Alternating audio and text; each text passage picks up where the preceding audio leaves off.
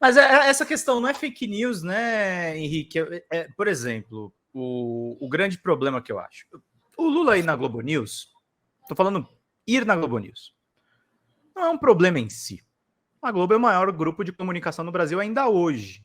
Está em decadência, mas é o maior grupo de comunicação do Brasil, um dos maiores grupos de comunicação do mundo. Ele pode ir para lá e aproveitar muito. Tem muita gente da esquerda que estava me criticando por colocar isso, porque a Globo ainda comunica com muita gente, eu concordo. E os canais de esquerda não chegam nem perto da audiência que tem a Globo. Mas tem uma coisa que a gente atinge realmente, que é a militância e que é o público nativo digital, né, Henrique? Essa que é a questão. A gente está falando numa linguagem que chega direto no celular das pessoas. Isso é uma coisa que ninguém pode menosprezar. A base de celulares no Brasil é muito grande. Eu não vejo uma preocupação com comunicação assim, eu não vejo uma preocupação na questão do formato.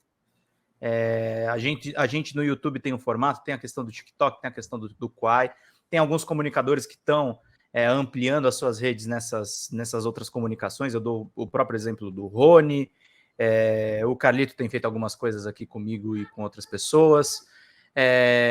Só que acho que falta desses quadros de esquerda mais tradicionais. Eu não estou falando só do Paulo Pimenta, não. A gente ouve isso de muitos outros ministros, de que são da esquerda mais tradicional. Tá faltando ouvir um pouco, né?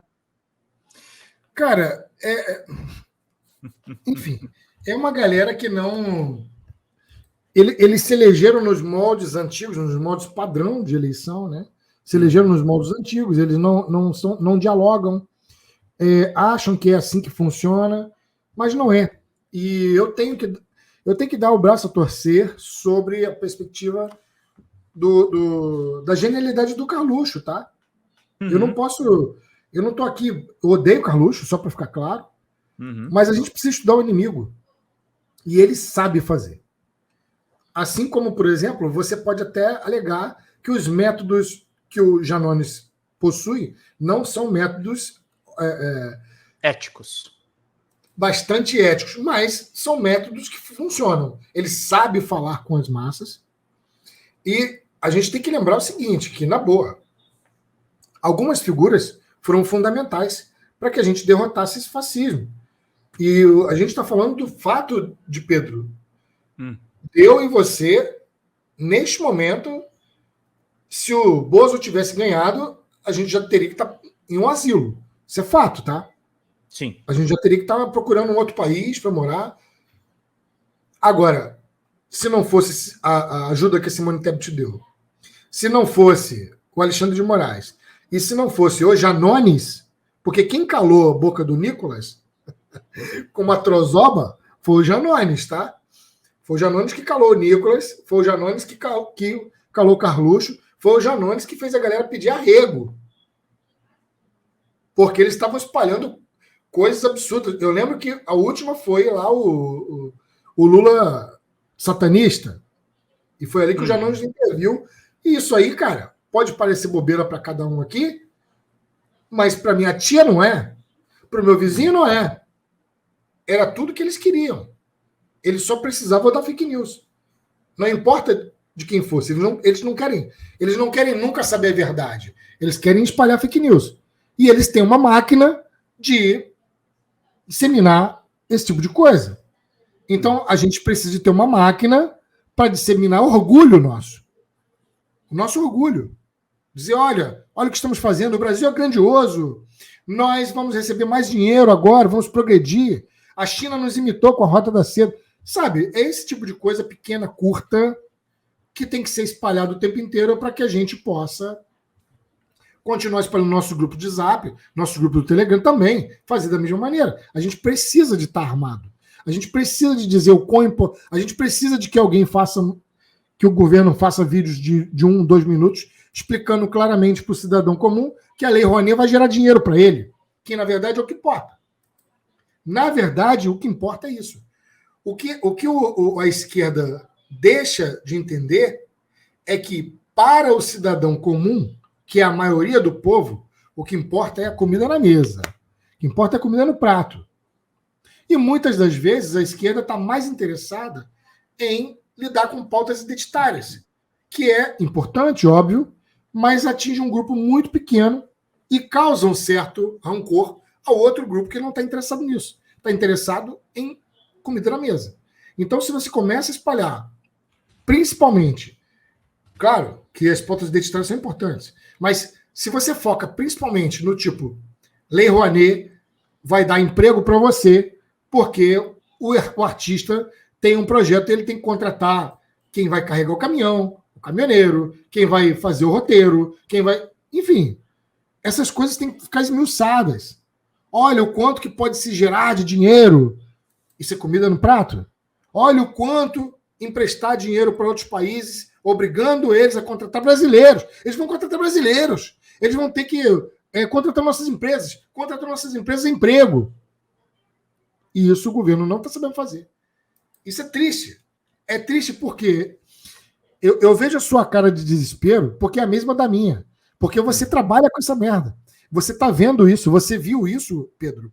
Você trabalha com isso. A gente viu nas eleições, né, Henrique? Esse é que é o grande problema, né? Aquela coisa... Eu entrei, eu vou até contar uma história minha aqui. Eu tô no DCM há 8 anos, né? Tô aqui nesse projeto com o Carlito desde as eleições. E eu tô há algum tempo aqui. Eu trabalhei na Globo, eu estive lá, crianças, eu vi, eu estava lá dentro. Trabalhei 2 anos e meio na Abril também, eu venho dessa imprensa tradicional. E uma das coisas que eu pensei, assim, quando eu cheguei na imprensa progressista, era de organizar as informações, né? Botar uma ordem, ter um critério, a gente fazer as coisas razoavelmente com alguma organização. Tem esse lance um pouco que você está falando, Henrique, que é mais sisudo, mas tem um lance assim que a gente pode se organizar também dentro da criatividade de cada um. Tem o seu jeito de dar notícia, tem o jeito do Carlito de dar notícia, tem o jeito do Rony de dar notícia. Tem agora o pessoal do ICL, tem o 247, tem a Fórum, tem um ecossistema mesmo que está se construindo. Mas o que eu sinto, cara, é que assim, apesar do Lula ser, eu ainda acho que ele é o político mais popular da nossa história mais recente. Ele é mais popular, inclusive, do que o Bolsonaro. O Bolsonaro é o maior político na era digital. Mas o Lula, em termos de história do Brasil, talvez seja o presidente mais popular que a gente teve, que fez coisas realmente afinadas com o desejo popular. Mas o que eu sinto falta, cara... Mas o Lula não vai roubar 300 bilhões para investir na campanha. Sim. Então não, o Lula é um pouco refém da história dele, né? Ele vem de uma época que, assim, a Globo fez uma perseguição sem precedentes contra ele, mas há muito tempo atrás, ele era assunto dos jornais, ele era novidade. E eu acho que às vezes ele tá preso no Lula dos anos 80, cara. Eu acho que é uma coisa assim... ele lacrou, para usar o jargão do Janones, naquele Jornal Nacional, que ele disse na cara do Bonner, o que acho que milhões de brasileiros que acompanharam o processo dele queriam falar, e aí depois ele estava sentando e compondo com a Globo, e eu sei que o Lula tem que compor com a Globo, eu não acho que ele tem que fazer diferente. A minha questão é a dosimetria disso, né, Henrique? Até quando eles vão ficar achando que é só uma entrevista na Globo News que basta, que tipo, você tem que falar com o seu nicho também. Cara, vamos pegar aqui, por exemplo, na minha concepção, o fiasco que foi a entrevista dele no Flow Podcast. Porque... Você achou que foi um fiasco? Eu gostei. Eu acho... Não, ela foi magnífica. Não, final. Sim. Pelo número de pessoas, etc.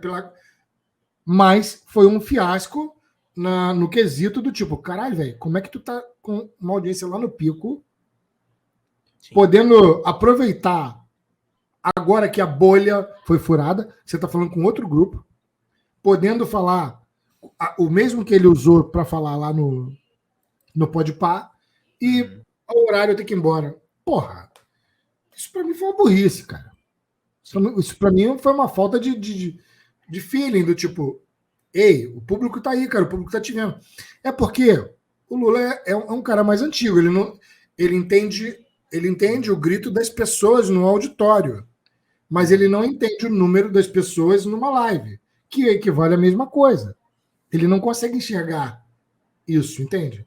Então ele poderia ter ficado mais um pouco e ter falado um pouco mais para as pessoas e ter aproveitado isso como uma campanha eleitoral maior, entende? É óbvio que foi grandioso a ida dele lá, mas não foi aquilo que a gente esperava. Quem trabalha com mídia social que somos eu e você, por exemplo, a gente viu que o potencial que ele usou foi 30%. Sim. 30% do que ele poderia ter feito. Pelo menos 50%. Se ele tivesse ficado mais, ele teria dobrado, no mínimo, aquilo que aconteceu e ele ia ter passado o Bolsonaro. Não, e o Igor estava jogando para ele cortar, meu irmão. Era só ele lacrar. Ele só precisava lacrar. Ele só precisava chorar, que ele chora. Porque de todos nós, ele é o único que realmente chora pela fome, porque ele passou fome. Ele sabe muito melhor que você. Não é que nem eu e você. Ele precisava de mostrar. Porra, meu irmão, eu já vi o Lula na Cinelândia, cara a cara. Quando ele começou a falar da mãe dele, da fome que ele passava e etc., da violência que ele sofria, meu irmão, se eu levo para a cara do outro, você está todo mundo chorando. Estamos chorando. Não tem como você escapar disso, porque é uma emoção muito forte. Ele fala com o sentimento próprio. Então ele poderia ter ficado mais tempo. Mas isso é falta de orientação da assessoria. A gente, bom, você é amigo do Rony, é nosso amigo em comum, e a gente já cansou de ver a briga do Rony para tentar fazer com que o PT entenda a importância deles irem num programa do Rony ou algo parecido, por exemplo, em casa. Está em casa. Né? E fortaleceria a própria galera dele. Porque tu veja, vamos supor aí que o Lula tivesse ido no Rony ou no DCM. Isso não aumentaria significativo o número de seguidores? Claro que aumentaria. Claro, aumentaria a base dele, aumentaria as pessoas, aumentaria as redes sociais daqueles que são satélites. O Bolsonaro fez isso muito bem. Chamou lá na entrada dele, até lá, aquele imbecilóide do Nando Moura, aquela companhia toda. Deu uma lista, lembra? É uma lista, para pessoas serem seguidas. Meu irmão, os caras têm uma musiquinha. Eles têm eu não vou cantar aqui, porque, caraca, isso dá dança de vômito. Mas tem uma musiquinha e eles têm uma coisa assim: se você é Bolsonaro, se você não, como é que é? Ganhando seguidores por tocar essa música. Os caras botavam essa merda no Instagram, toda hora dava batidinha. Quem botava essa merda desse réu, reagindo, ganhava seguidor pra caraca.